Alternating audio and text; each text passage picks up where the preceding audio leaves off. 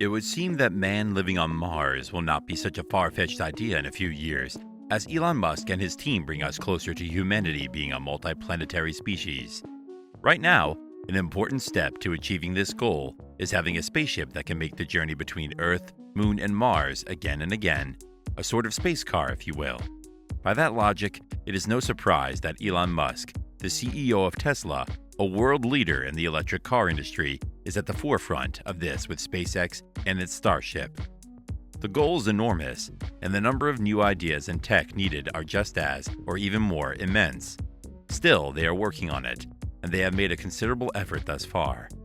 Driven by Musk and his inventions done with the Falcon 9 rocket family, the entire spaceflight industry is in a race to reusable rockets already. The last time there was this much change in spaceflight was in the Apollo days. No one had ever been on the moon, and many believed it really could not happen. Likewise, the plausibility of this project is low, but is steadily rising with each progress made by Starship. Booster 5, the new design to follow after the launch of Booster 4, is currently in the works and is making good progress at the Starbase in Texas. And even though Super Heavy Booster 4 has not flown yet, the Starbase workforce is working non-stop on countless constructions and improvements, a clear testament to SpaceX's iterative design process. At the moment, Booster 5 consists of 3 pieces. Picture evidence provided by Mary from NASA spaceflight shows a booster thrust puck, a slab of solid metal that the inner engines are mounted on. It is a crucial part of the thrust structure that does almost 50% of the job in liftoff. What is so impressive about this picture is that the thrust puck displayed is to be used in the Super Heavy Booster 9 model, at a time when Booster 4 is not even launched yet. This means that internally, SpaceX is currently working on a total of 6 boosters. Musk's team is doing in mere weeks what it takes preceding space engineers and manufacturers years to complete. At the launch site, however, SpaceX is currently working on Super Heavy Booster 4, which is expected to lift Starship 20 into orbit, but the consistent pace of designing, building, and installing has risen to a flurry of activities in the past few weeks. All sorts of unexpected subsystems are being installed in the Booster 4 as the actual complexity of a fully built Super Heavy is becoming more and more apparent. As it is now, the actual number of Raptors currently installed in the Booster 4's engine is currently unknown, but with the increased level of activity, there can't be many left to do. This can only mean one thing: Booster 4 is getting ready for its first round of static fire testing.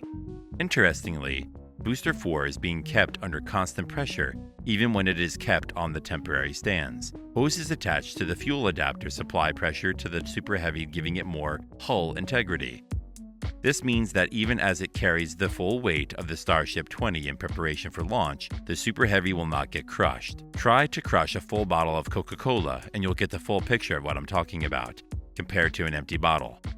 More information on the entire engine, however, is kept confidential. What we do know, though, is that a full launch is so much closer than we think.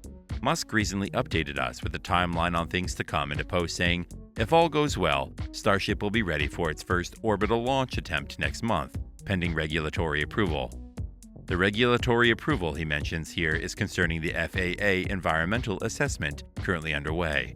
A document recently released by the FAA essentially declared that SpaceX does not even have a building permit for the integration tower yet. Considering the seriousness of the document, there is a big possibility that all may not go well, and if it doesn't, it can set back the first ever orbital launch of the Starship by months, maybe even years. In the worst case scenario, SpaceX would not be able to launch the project at Starbase. They would need to make some major infrastructural changes to the layout, or they would not be able to launch it at Boca Chica at all.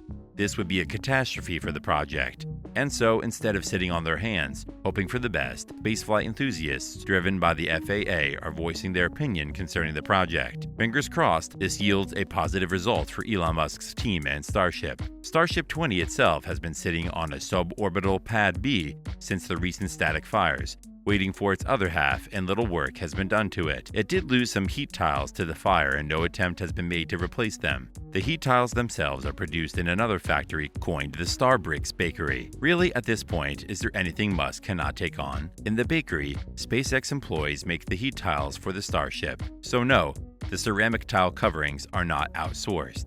The heat tiles are very unique. They have to be highly durable and as maintenance-free as possible to allow for extreme launch cadence SpaceX is reaching for at Starbase. Designs and improvements on designs are built and shipped to Starbase ever so often to be used and tested on the Starship prototype. This is obvious when you compare the heat tiles on Starship 20 to those on Starship 21. No surprises there. SpaceX has an iterative design process, remember? Right off the bat, you can see that the tile placement and components on it are very different. But on both prototypes, there seem to be spaces where the heat tiles have fallen off of the surface of the hull. That of the 20 can be blamed on the strenuous static fire it went through, but missing pieces from a prototype not even completed?